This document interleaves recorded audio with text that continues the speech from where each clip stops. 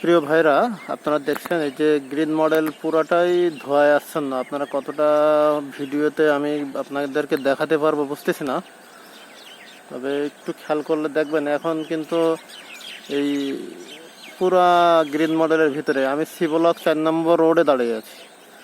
এই C block 4 নম্বর রোডের এই পাশটাও ধোঁয়া, এই 3 নম্বর রোডের এই পাশটাও ধোঁয়া।